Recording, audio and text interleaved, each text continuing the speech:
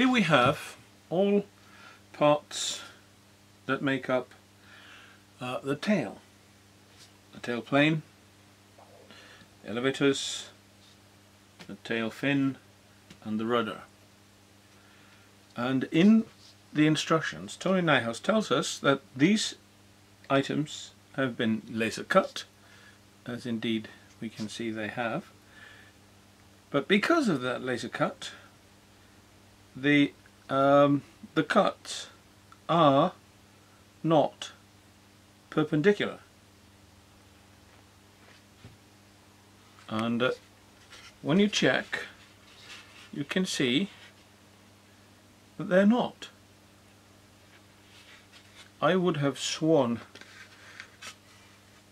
on a stack of yesterday's newspapers that laser cutting was absolutely 90 degrees and you could depend on that. But evidently you can't. So we have to begin by squaring up everything that we're going to glue together so that there won't be any gaps.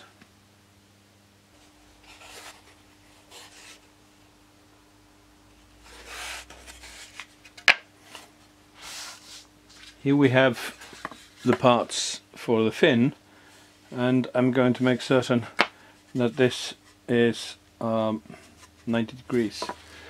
I use the table. I slide the sandpaper up and down on the edge of the table, and this will make, I hope, the edge straight.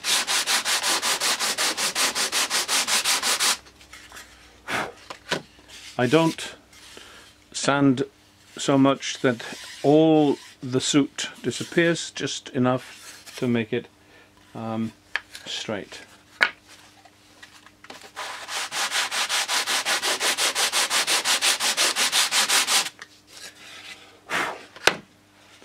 Here you can see by the color how it's been affected. It wasn't straight before.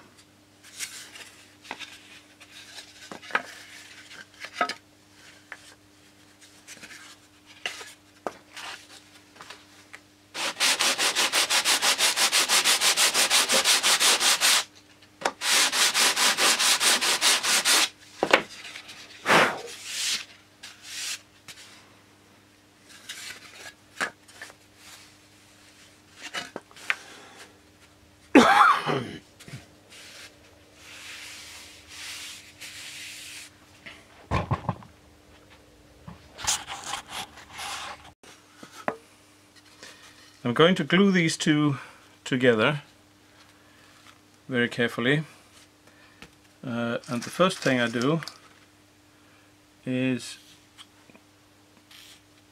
pin them in place.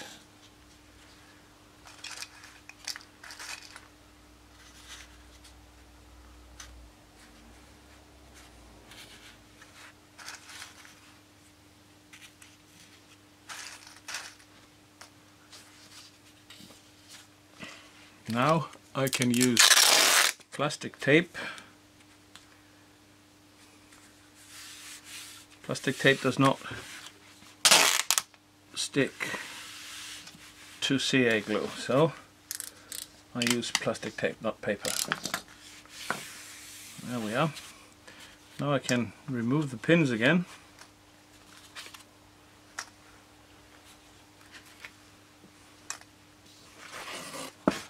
Open this up and give it a nice bead of medium CA glue, and mine just ran out.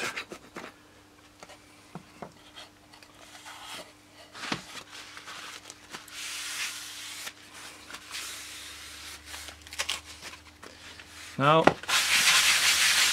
sandpaper. If there is any gap, the dust will run down into the gap, react with the glue and fill it.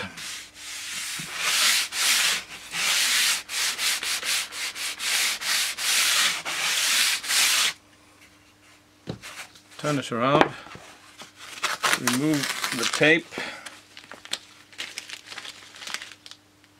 and sand.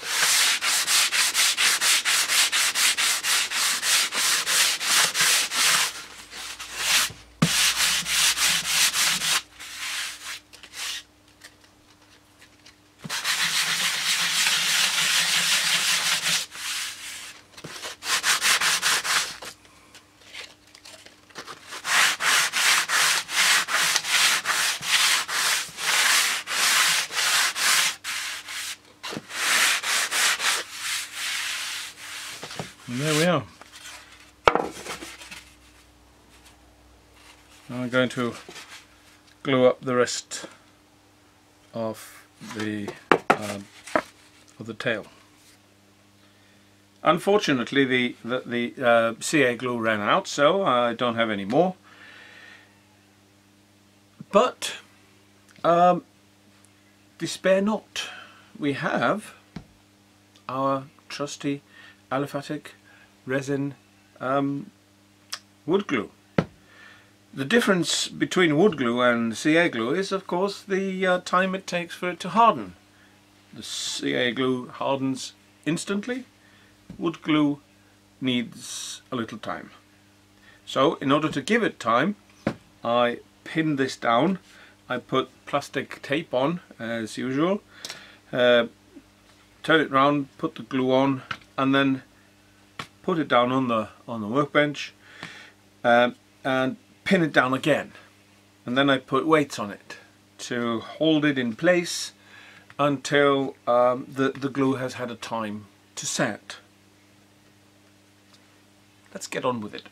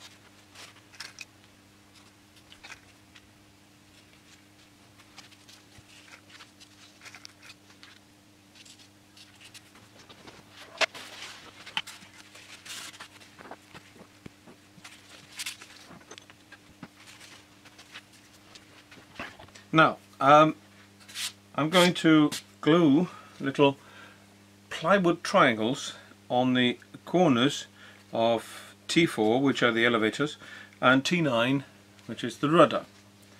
But when we look at things like this plywood, we notice that if you try and bend it in one direction, it's very stiff. If you try and bend it in the other, it's very soft. So the best thing to do is to make the stiffness work against the softness of the balsa. So the fibers are running this way, so the soft is that way.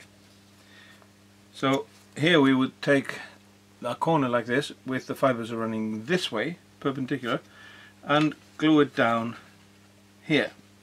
But since we have to take a bevel to the leading edge, we're going to glue it about 3 to 4 millimeters back from the leading edge. This also applies to the rudder. We have this corner T11 which we're going to glue down here, and it's going to be recessed about 3 millimeters from the leading edge. If we didn't do that, if we glued it up to the leading edge, we would just have to take a bevel to the plywood, which is more difficult than the balsa. So let's glue these on.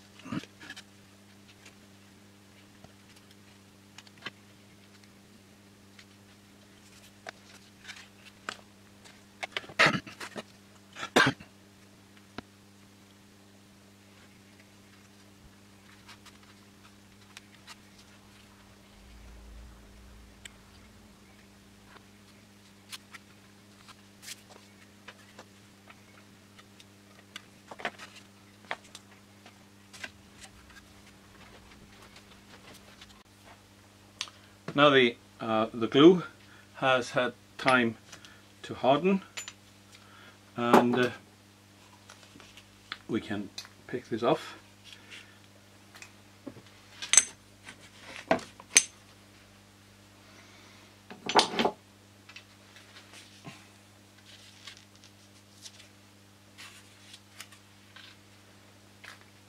And now we can see how good it is to use plastic tape, because plastic tape does not stick to glue.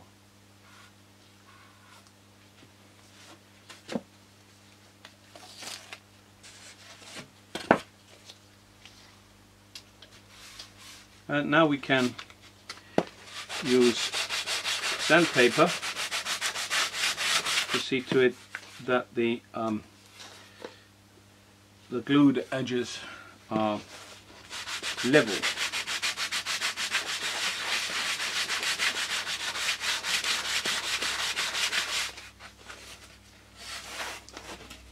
We do both sides.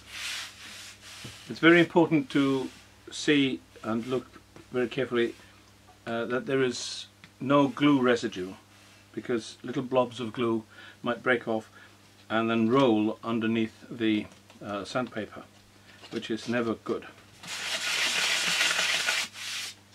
You get really ugly scratches that way.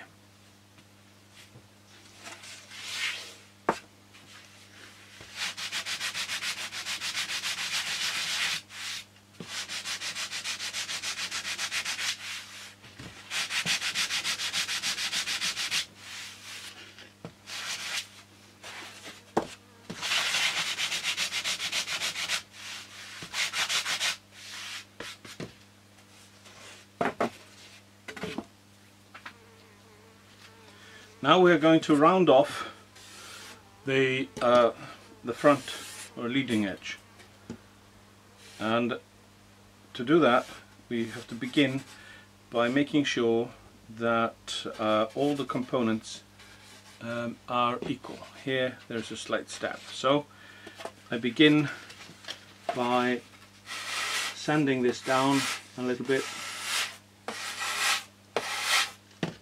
like this, so that I have an equal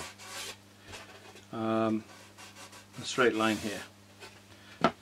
Now the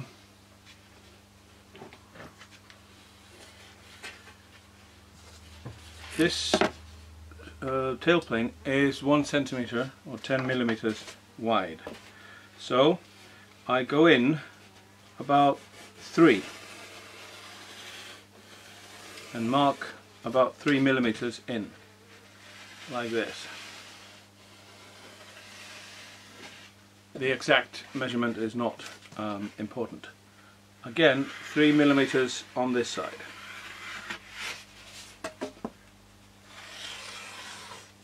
Like this. Now I can use my balsa plane, or you can also use sandpaper. Just make 45-degree bevels down to your line. This balsa is soft enough that something like this, 80 grit, will eat at it very quickly until you have a 3-degree bevel sort of all the way. You can do it down on the workbench or up like this. Good. Both sides.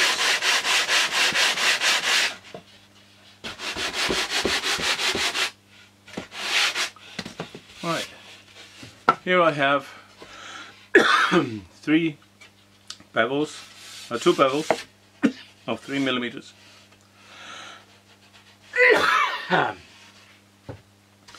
And around about 3 millimeters flat on front. So now I want to make this rounded. This is very easy using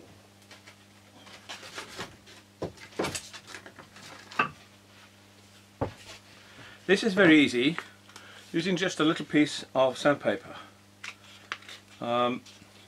Double it up, lay it on top, and drag it back and forth a few times.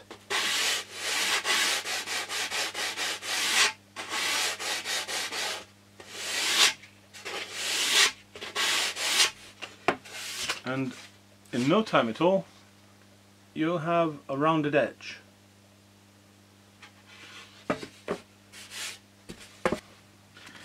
The plans show us where the hinges for the elevator and rudder are supposed to be, and we simply place the elevator, in this case, on the plan, and then mark where the elevator is supposed to, where the hinges are supposed to go. Then we make a slot in the elevator and the rudder, and of course the tail plane and the tail fin, exactly the same as we did for the ailerons.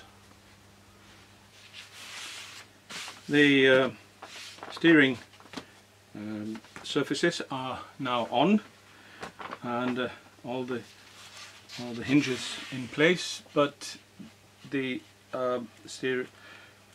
in this case the elevator doesn't move a lot, because we need to bevel the edges of the elevator.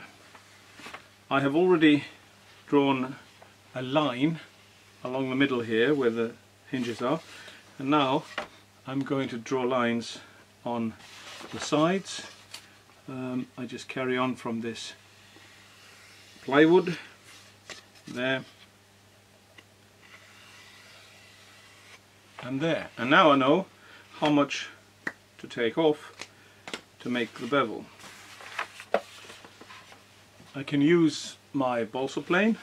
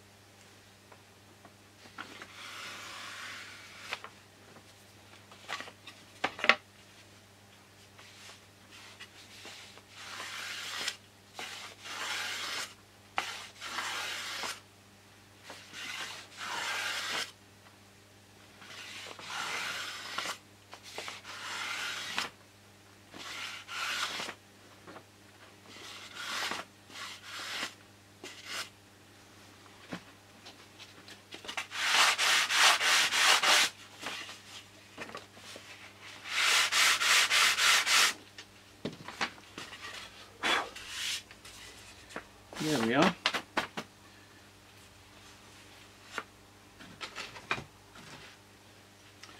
And now I'm going to recess the hinges a little bit.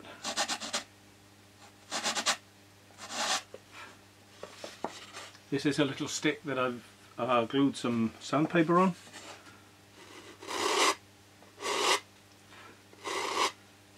The trick here is not to do too much.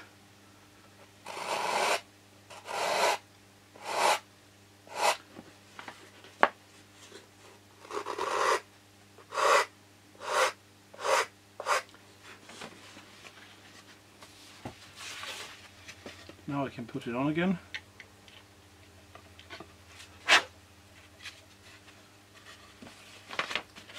It'd be better to do it the other way. Put the hinges in here.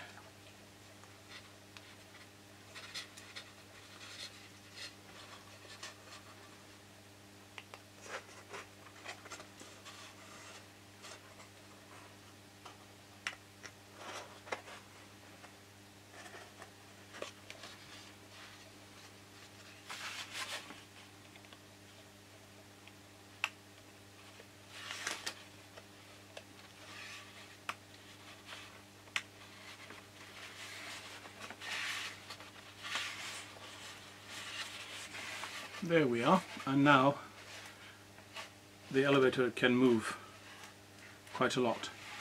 I have to round the end of the elevator, and I do that just the same way I did the end of the tailplane. Now it's just to do the other, and the tail is just about finished. Here is the tail fitted to the fuselage, and this airplane does not get any smaller with this addition.